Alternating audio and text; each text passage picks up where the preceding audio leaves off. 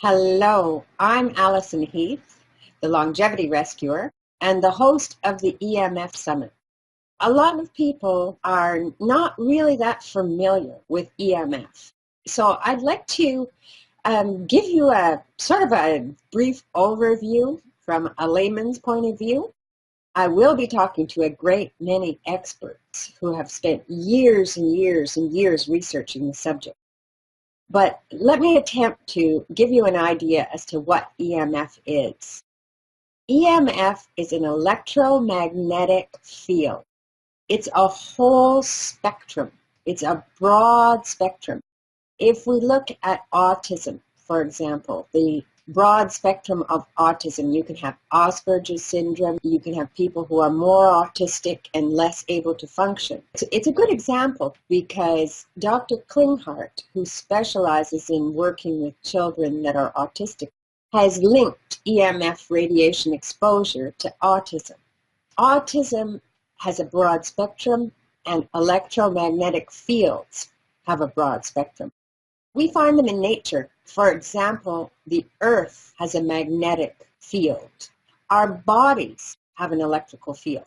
So when we decide we're going to move our hand, for instance, that is sent via an electrical impulse along the nerves to have the hand do it. Our heart has electrical impulses, an electrical field. Animals have them as well. And the earth has its own magnetic field, which goes from north to south. And it's interesting because a lot of animals who also have electromagnetic fields tune themselves with the earth. So we have birds, we have bees, even cows are attuned to the earth's electromagnetic field. And that's why before there's a tsunami or an earthquake, the dogs will start barking and everything because they're in touch with that earth magnetic field. But then we also have man-made electromagnetic fields. We have an electric field that's in your appliances and so on. It's always there, whether your appliance is turned on or turned off. It's always there. The magnetic field is something that goes along with that electric field. The electric field makes a wave going along like this. That wave, each peak, is how many cycles it waves. So how quickly it waves per second. In Europe, it's 50 cycles a second, or 50 hertz. In North America, it's 60. When we have this wave, we also have something that's sort of jagged going along at the same time, and that's dirty electricity that's happening. And that also has an effect on our health. Every time that it's being used, the appliance is turned on, the electrical current is flowing, there is a magnetic field that's associated with that. So we call it electromagnetic fields. And these electromagnetic fields create electromagnetic radiation.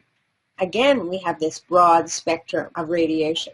We go from a very low radiation, and they call it ELF, it's electromagnetic low field, low radiation field.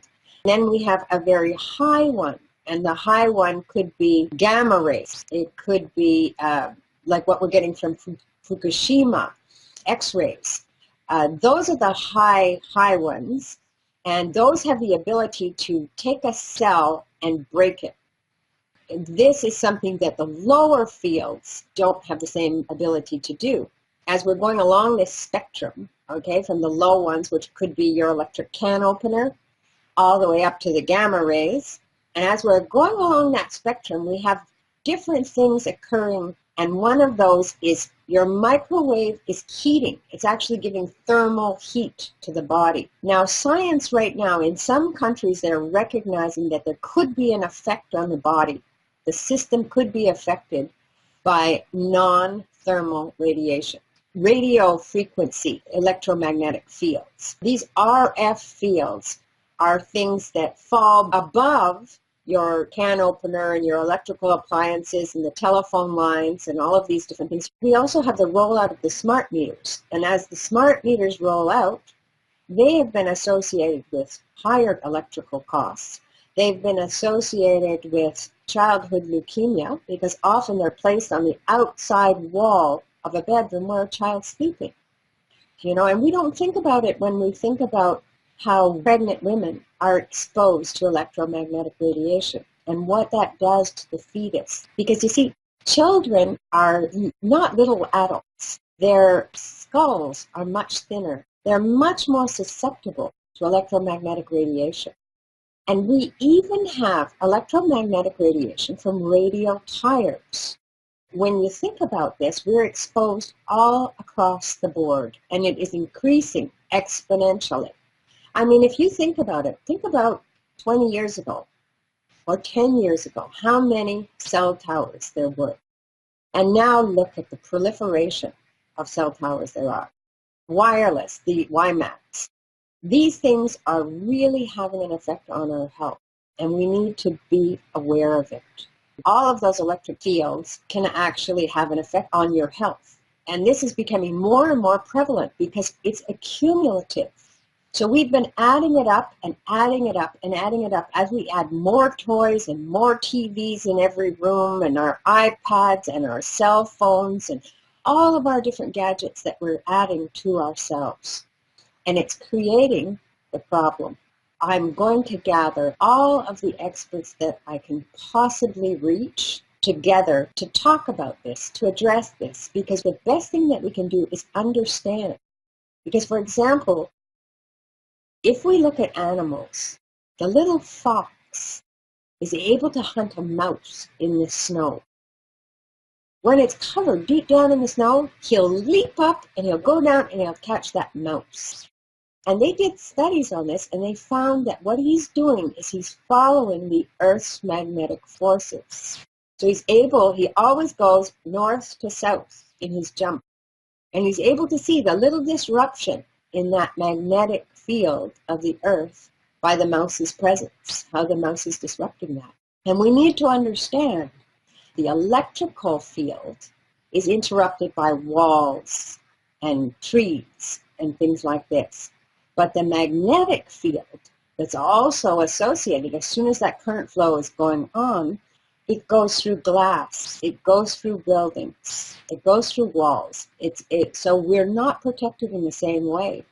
And it's really up to us to start understanding this more and start finding better ways to deal with our technology, ways that aren't going to harm our health. So I warmly invite you to join me on the EMF Summit. There's going to be some amazing experts, and you're going to learn a great deal. What you'll learn will allow you to help protect yourself, protect your children, protect your grandchildren, and make this a better earth for the animals, plants, and people. So I warmly welcome you.